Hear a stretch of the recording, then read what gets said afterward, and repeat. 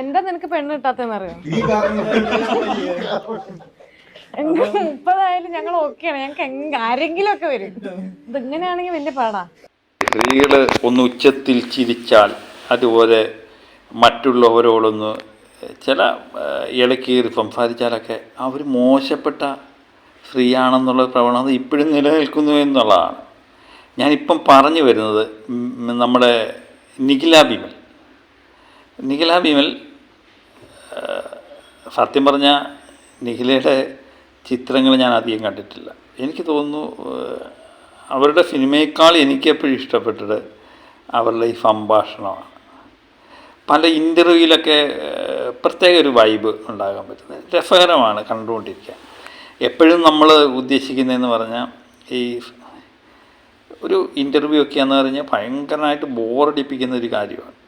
മറ്റുള്ളവരുടെ നല്ല കാര്യങ്ങളൊന്നും കേൾക്കാൻ നമുക്ക് താല്പര്യമില്ല പ്രത്യേകിച്ച്.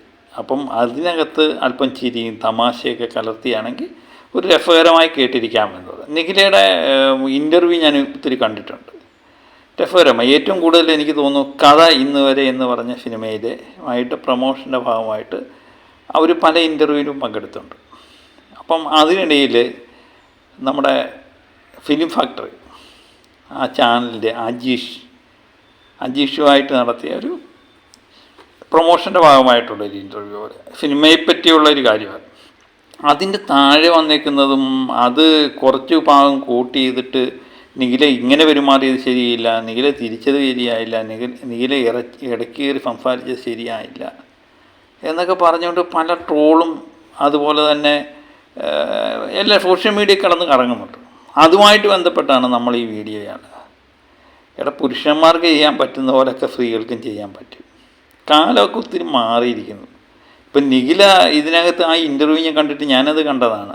എനിക്ക് വലിയ തെറ്റായിട്ടൊന്നും തോന്നിയില്ല. ഉച്ചത്തിൽ ചിരിച്ചു.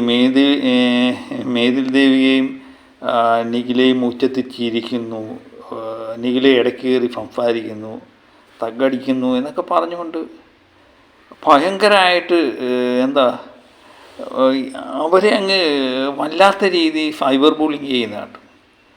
അപ്പം എപ്പോഴും നമ്മൾ മനസ്സിലാക്കേണ്ട കാര്യമെന്ന് പറഞ്ഞാൽ പുരുഷന്മാർ മാത്രമല്ല, സ്ത്രീകൾക്കും തగ్గടിക്കാനോ ഇടയ്ക്ക് സംസാരിക്കാനും ഒക്കെയുള്ള സ്വാതന്ത്ര്യമുണ്ട്. ഇന്ത്യ സ്വാതന്ത്ര്യം കിട്ടിയ നാടാണ്. പുരുഷന് മാത്രമേ ഇതൊക്കെ പാടുള്ളൂ, അല്ലെങ്കിൽ ഇങ്ങനെ ചെയ്യുന്ന സ്ത്രീകളെല്ലാം പ്രശ്നക്കാരാണ് എന്ന് ചിന്തിക്കേണ്ട കാര്യമൊന്നുമില്ല. അപ്പം അതിന് ഇൻ്റർവ്യൂവിൻ്റെ അജീഷ് അധികം ഞാൻ അജീഷിൻ്റെ ഇൻ്റർവ്യൂ ഒന്നും അധികം കണ്ടിട്ടില്ല. പക്ഷേ ഇത് കണ്ടു കഴിഞ്ഞപ്പോൾ എനിക്ക് അജീഷിനോട് പ്രത്യേക ഒരു ഇഷ്ടം തോന്നി. നമുക്ക് ആ ഇൻ്റർവ്യൂവിൻ്റെ കുറച്ച് ഭാഗങ്ങളൊന്ന് കാണാം. Welcome back to Film Factory. കഥ ഇന്ന് വരെ എന്ന സിനിമയുടെ വിശേഷങ്ങൾ പങ്കുവെക്കാൻ ഇന്ന് നമ്മളോടൊപ്പം 4 പേരാണുള്ളത്. Anu Mohan, Methil Devika ma'am, Nikhila Vimal, Hakeem Shah. Welcome. Thank you. Okay, അപ്പൊ ഫസ്റ്റ് തന്നെ എനിക്കൊരു കാര്യം ചോദിക്കാനുള്ളത്, കഥ ഇന്ന് വരെ പേര് മാറ്റണം. നാളെ എന്ത് കഥ? നാളത്തെ ഇന്ന് വരെയുള്ള കഥ നിന്ന് കാണാം. ഇന്ന് വരെ ഉള്ളൂ. ഇന്ന് വരെ ഉള്ളൂ. ഇന്നുകൊണ്ട് തീരും. ആരാ ഈ ഒരു പേരിട്ട കഥ ഇന്ന് വരെ? കാരണം അത് ഭയങ്കര ഒരു പുള്ളി പുറത്തുണ്ട്, വിളിക്കട്ടെ.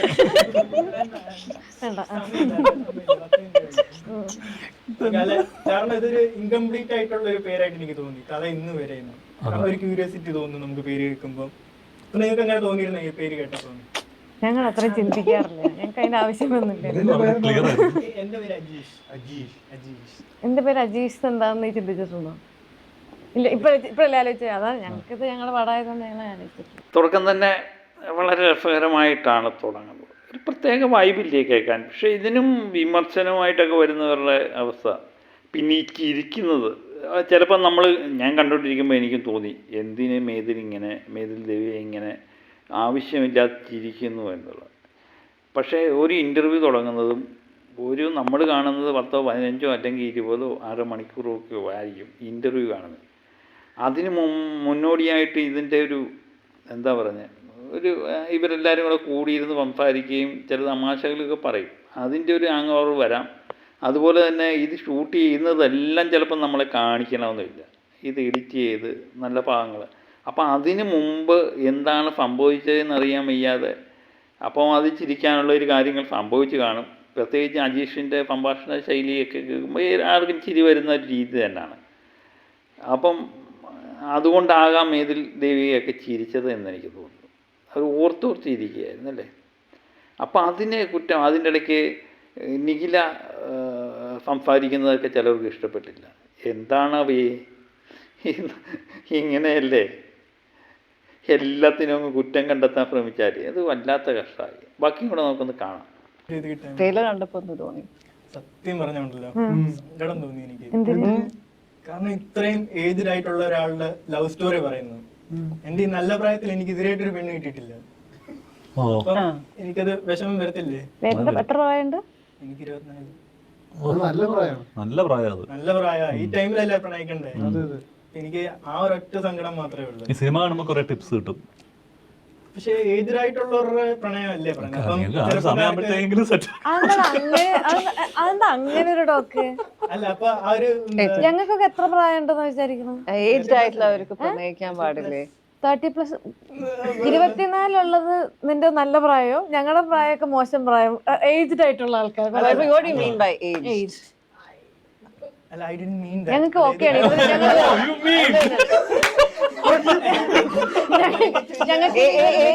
ഇങ്ങനെയാണെങ്കിൽ ഞങ്ങൾക്ക് 20 മിനിറ്റ് പോകുന്നത് പ്രശ്നം.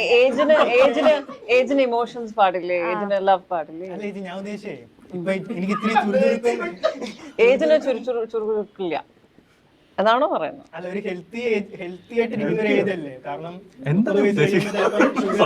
അതെ, ഇത് വേറെ സംഭവങ്ങളിലേക്കാ പോകുന്നത്. എന്താ നിനക്ക് പെണ്ണ് കിട്ടാത്തെന്നറിയാം? എനിക്ക് 30 ആയാലും ഞങ്ങൾ ഓക്കെയാണ്. ഞങ്ങൾക്ക് ആരെങ്കിലും ഒക്കെ വരും. ഇതിങ്ങനെയാണെങ്കിൽ വലിയ പാടാ. രസകരമായിട്ട് തന്നെയല്ലേ ഈ വീഡിയോ പോകുന്നത്. എനിക്ക് രസകരമായിട്ട് തോന്നി കേട്ടോ. പക്ഷേ ഇതിനെതിരെ ഞാൻ പറഞ്ഞില്ലേ, നിഖില അത് ചോദിച്ചതും നിഖില ഇടയ്ക്ക് ഒരു സംസാരിക്കുന്നതൊക്കെ ഭയങ്കര തെറ്റായിട്ടാണ് ചില സദാചാര കമ്മിറ്റിക്കാർ പറയുന്നത്. നിഖില അങ്ങനെ പറയാൻ പാടില്ല. ഇത് സ്ത്രീകൾക്ക് പ്രത്യേക നിയമമൊന്നും ഇല്ല. സ്ത്രീകൾ ഇങ്ങനെ പെരുമാറാവുള്ളൂ, പുരുഷൻ ഇങ്ങനെ പെരുമാറാൻ പുരുഷന് മാത്രമേ കഴിയുള്ളൂ എന്നൊന്നും ഇല്ല. ഞാൻ പറഞ്ഞില്ലേ, സ്ത്രീകളും പുരുഷനും സമന്മാരാണ്. അവർക്ക് രണ്ടുപേർക്കും ഒരുപോലെ പെരുമാറാം. പുരുഷൻ ഒച്ചത്തിൽ ചിരിച്ചു കഴിഞ്ഞാൽ അതൊരു ഭയങ്കര ജോക്ക്. അതില്ലെങ്കിൽ സ്ത്രീകൾ ഉച്ചത്തിൽ സംസാരിച്ചു കഴിഞ്ഞാൽ അതങ്ങനെ പാടില്ല എന്ന് പറയാനും നിങ്ങളൊക്കെ ആരാ? എനിക്ക് മനസ്സിലാകുന്നില്ല. ഇതിൻ്റെ താഴെ വന്നേക്കുന്ന കമൻറ്റുകളും അതുപോലെ തന്നെ സോഷ്യൽ മീഡിയയിൽ കറങ്ങി നടക്കും വിമലയ്ക്കെതിരെ നിഖിലയ്ക്കെതിരെ കറങ്ങി നടക്കുന്ന ചില കമൻറ്റുകളൊക്കെ കാണുമ്പോഴാണ് നമുക്ക് സത്യം പറഞ്ഞാൽ കഷ്ടം തോന്നും കേട്ടോ. ഇപ്പോൾ സ്ത്രീകൾ ഉച്ചത്തിൽ തിരിക്കാൻ പാടില്ല, സ്ത്രീകൾ തമാശ പറയാൻ പാടില്ല, സ്ത്രീകൾ ഇടയ്ക്ക് കയറി സംസാരിക്കാൻ പാടില്ല, ഇതെല്ലാം പുരുഷന് അവകാശപ്പെട്ടതാണ് എന്നൊരു തോന്നൽ. ഈ ധ്യാൻ ശ്രീനിവാസന് അതുപോലെ പൃഥ്വിരാജ് ഇവരൊക്കെ സംസാരിക്കുകയാണെങ്കിൽ അതൊക്കെ അമ്പോ അടിപൊളി, എന്താ തగ్గല്ലേ. പക്ഷേ നിഖിലെപ്പോലെ ഒരാൾ സംസാരിക്കുമ്പോൾ അഹങ്കാരി എന്ന് പറയുന്ന ഒരു സദാചാര ബോധം, അതൊക്കെ എന്നേ നിർത്തേണ്ട സമയം കഴിഞ്ഞെന്നറിയാം. എനിക്ക് പക്ഷേ ഭയങ്കര രസകരമായി. ഞാൻ പറഞ്ഞ സിനിമയേക്കാൾ എനിക്ക് നിഖിലയെ പറ്റി എൻ്റെ കാര്യമാണ് പറഞ്ഞത്. നിഖിലയുടെ ഈ സംഭാഷണ ശൈലിയും ഒരു ഇൻ്റർവ്യൂ ഒക്കെ വളരെ കൂളായിട്ട് കൊണ്ടുപോകാനും, അതുപോലെ എനിക്ക് തോന്നുന്നു ഈ അവതാരകൻ സംസാരിക്കുന്നതിനേക്കാൾ കൂടുതൽ നിഖിലയാണ് സംസാരിക്കുന്നത്. ഇതിനിടയ്ക്ക് ചില തഗ്ഗുകളൊക്കെ ആയിട്ട് ഈ ഇൻ്റർവ്യൂ പൊടിക്കുന്നുണ്ട്. കുറച്ചും കൂടെ നമുക്കൊന്ന് കാണാം.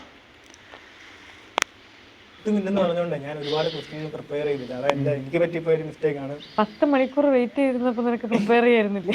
അപ്പൊ എന്ത് ചെയ്യും? 10 മണിക്കൂർ ഞാൻ 10 മിനിറ്റിന് വേണ്ടി വെയിറ്റ് ചെയ്തത്. എന്നാ പൊക്കോ, കഴിഞ്ഞ് 11. അജേഷ് രസകരമായൊരു കഥാപാത്രമല്ലേ. അജേഷിനെ സംബന്ധിച്ച് എനിക്ക് രസകരമായി തോന്നി.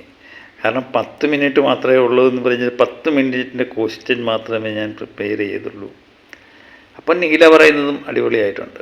11 മിനിറ്റായി എന്നാൽ നിർത്തിയിട്ട് പോകും എന്ന് പറയുന്നത് ഒരു ഇൻ്റർവ്യൂവിൽ നടക്കുന്ന രസകരമായ സംഭവമായിട്ട് കണ്ടാൽ മതി. അതുതന്നെയാണ് എനിക്ക് തോന്നുന്നത്. ഞാൻ ഈ ഇൻ്റർവ്യൂ ഒക്കെ ഞാൻ പറഞ്ഞില്ലേ, നിഖിലയുടെ ഇൻ്റർവ്യൂ ഇപ്പം എനിക്ക് തോന്നുന്നു ഏറ്റവും കൂടുതൽ സാമൂഹിക മാധ്യമങ്ങളിൽ ഏറ്റവും കൂടുതൽ ട്രോളുന്ന ഈ നിഖിലയെ പറ്റിയാണത്. സപ്പോർട്ട് ചെയ്യുന്നവർ ഒത്തിരിയുണ്ട് കേട്ടോ. അപ്പം എനിക്ക് സപ്പോർട്ട് ചെയ്യാനാണ് തോന്നിയത്. കാരണം ഈ മഫലി പിടിച്ചിരുന്ന് ഇൻ്റർവ്യൂ നടത്തുന്നതിനേക്കാൾ നല്ലത് ഇങ്ങനെ തമാശയൊക്കെ പറഞ്ഞ് തഗ്ഗൊക്കെ അടിച്ച് ഇങ്ങനെ ഒരു ഇൻ്റർവ്യൂ പങ്കെടുക്കുന്നതാണ് നല്ലതെന്ന് എനിക്ക് തോന്നി. അപ്പം നമുക്ക് ഏറ്റവും എനിക്ക് തോന്നുന്നു സിനിമയേക്കാൾ കൂടുതൽ ഹിറ്റായേക്കുന്നത് ധ്യാൻ ശ്രീനിവാസൻ ഇൻ്റർവ്യൂ.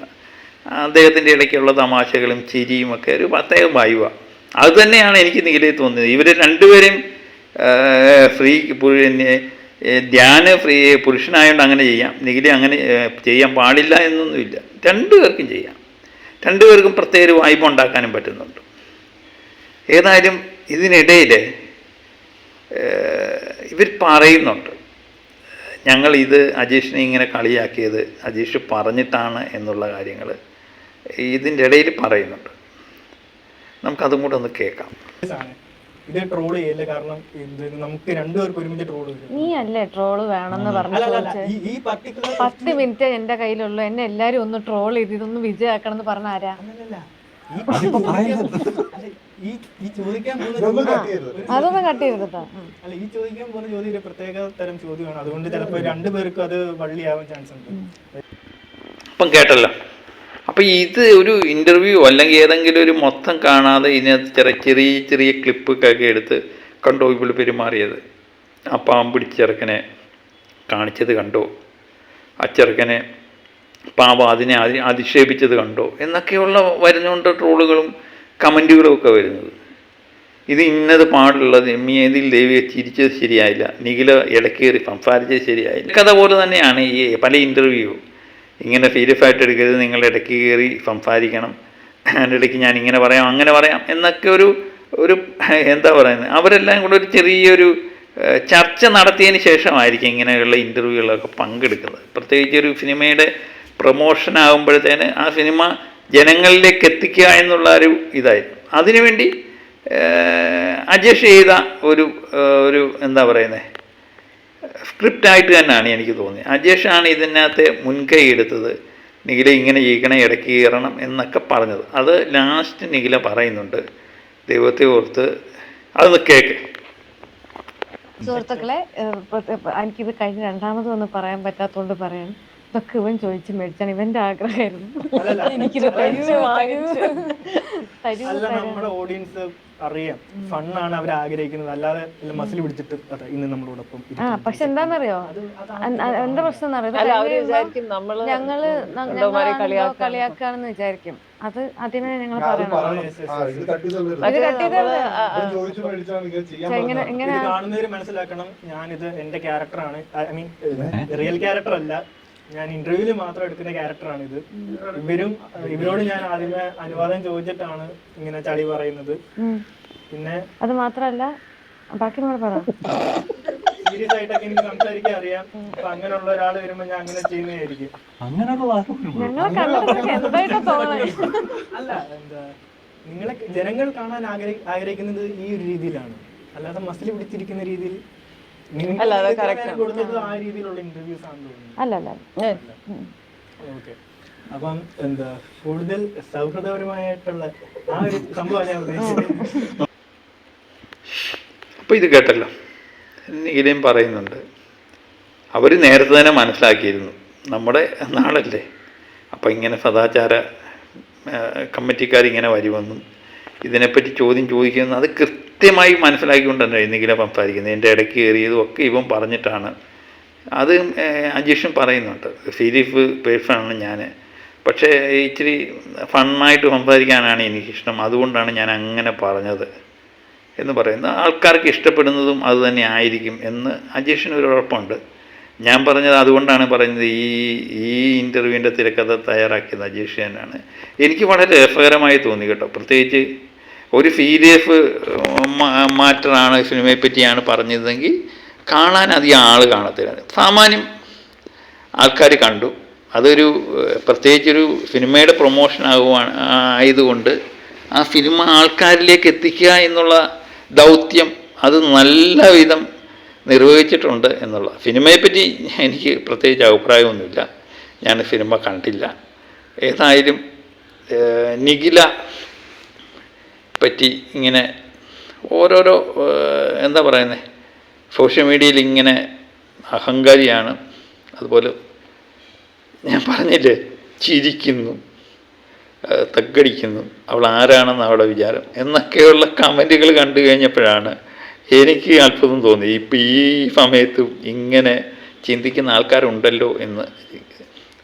എപ്പോഴും നമ്മൾ പറയുന്ന ഒരു കാര്യമുണ്ട്, സ്ത്രീകൾക്ക് ഒച്ചത്തിൽ സംസാരിക്കാം, സ്ത്രീകൾക്ക് പൊട്ടിച്ചിരിക്കാം, അവർക്ക് തగ్గടിക്കുന്നതിന് കുഴപ്പമില്ല. അവരെന്താ, അവർ അന്യഗ്രഹ ജീവികളാണ്?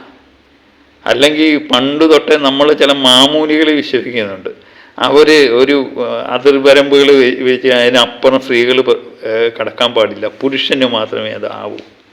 അങ്ങനൊന്നുമില്ല. സ്ത്രീകൾക്കും പുരുഷനും തുല്യ അവകാശം തന്നെയാണ്.